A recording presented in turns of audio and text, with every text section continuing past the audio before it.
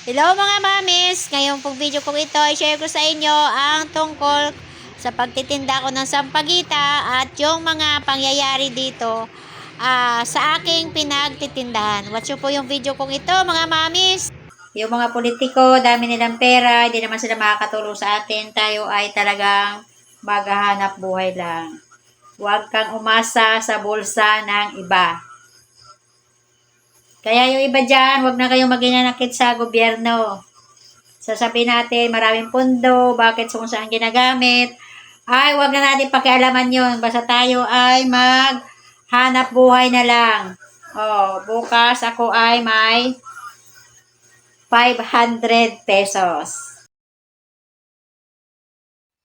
Isang taon na ang lumipas mula nang nilipat itong Mala Senior dito sa San Juan Nepomuceno Church sa San Juan, Batangas ay patuloy pa rin dinadayo at dumadami ang mga tao dahil sila ay naniniwala at sila ay may tiwala sa Mala Senior. Dito ako nagtitinda pero hindi ako nag-iisa, madami kaming nagtitinda. At sa pagdami ng mga tao ay sa pagdami din ng mga bumibili ng sampagita.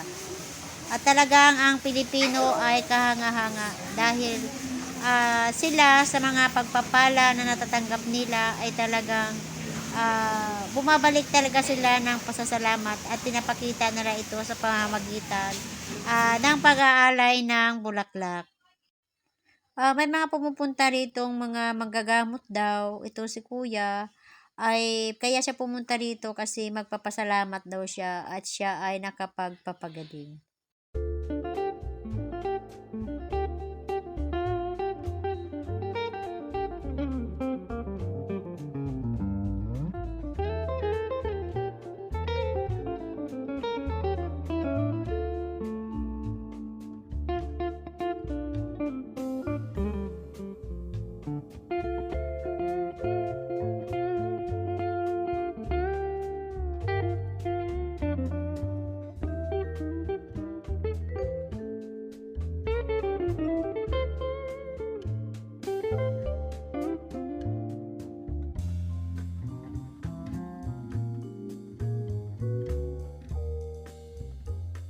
At itong batang itong naka-red, ito daw po yung napagaling niya at nangako po yung magulang na dadalhin dito yung bata pag siya ay gumaling. Kaya sila ay naririto ngayon at gagawa sila ng isang parang seremonya bilang pagpapasalamat sa mahal na senyor.